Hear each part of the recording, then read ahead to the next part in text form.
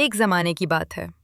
نیلے آسمان کے نیچے ایک نہایت خوبصورت اور خوشحال سلطنت آباد تھی، جہاں ہر طرف ہری بھری وادیاں، رنگ برنگے پھول، چمکتے چشمے اور خوش مزاج لوگ نظر آتے تھے۔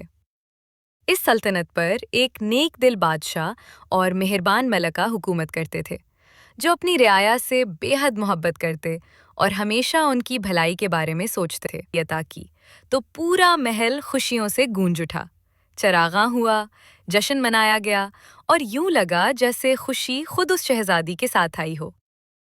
وقت گزرتا گیا اور شہزادی بڑی ہونے لگی۔ اسے محل کے ایک جادوئی باغ میں کھیلنا بہت پسند تھا، جہاں نیلی بیریوں کے چمکتے پودے تھے جو ستاروں کی طرح جگمگاتے تھے۔ ایک دن اس نے نیلی بیریاں کھائیں تو اسے ان کا ذائقہ بہت اچھا لگا۔ پہلے تھوڑی کھائیں، پھر کچھ زیادہ، اور پھر لالچ میں آ کر حد سے زیادہ کھا لی۔ حالانکہ خادماؤں نے اسے روکا بھی، مگر اس نے ضد نہ چھوڑی۔ اچانک ایک عجیب بات ہوئی۔ اس کے ہونٹ نیلے پڑنے لگے، پھر ہاتھ، اور دیکھتے ہی دیکھتے اس کا پورا جسم نیلا ہو گیا۔ محل میں شور مچ گیا اور سب گھبرا گئے۔ بادشاہ اور ملکہ نے فوراً حکیموں، ڈاکٹروں اور جادوگروں کو بلایا، مگر کوئی بھی علاج کارگر ثابت نہ ہوا۔ یہ لالچ اور ضد کا جادو ہے جو دل کی اصلاح کے بغیر نہیں ٹوٹ سکتا۔ وقت گزرتا گیا، شہزادی بڑی ہو گئی، مگر اس کا رنگ نیلا ہی رہا۔ لوگ اسے نیلی بیری شہزادی کہنے لگے اور وہ خود کو سب سے الگ اور تنہا محسوس کرنے لگی۔ ایک دن ایک دانا بزرگ محل میں آئے۔ انہوں نے شہزادی سے نرمی اور محبت سے بات کی اور اسے سمجھایا کہ اصل خوبصورتی دل کی ہوتی ہے، نہ کہ رنگ کی۔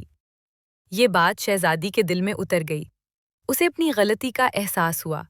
اس کی آنکھوں میں آنسو آ گئے اور اس نے دل سے وعدہ کیا کہ وہ آئندہ لالچ نہیں کرے گی، بڑوں کی بات مانے گی اور اچھے کا کام کرے گی۔ جیسے ہی اس کا دل بدلا، آہستہ آہستہ اس کا نیلا رنگ ختم ہونے لگا اور وہ اپنی اصل صورت میں واپس آ گئی۔ خوشی سے گونج اٹھا اور پوری سلطنت نے جشن منایا۔ اس دن کے بعد شہزادی ایک سمجھدار، نرم دل اور ذمہ دار لڑکی بن گئی اور بچوں کو یہ سبق سکھانے لگی کہ حد سے زیادہ لالچ اور ضد نقصان پہنچاتی ہے، جبکہ صبر، شکر اور اچھا دل انسان کو حقیقی خوشی دیتا ہے۔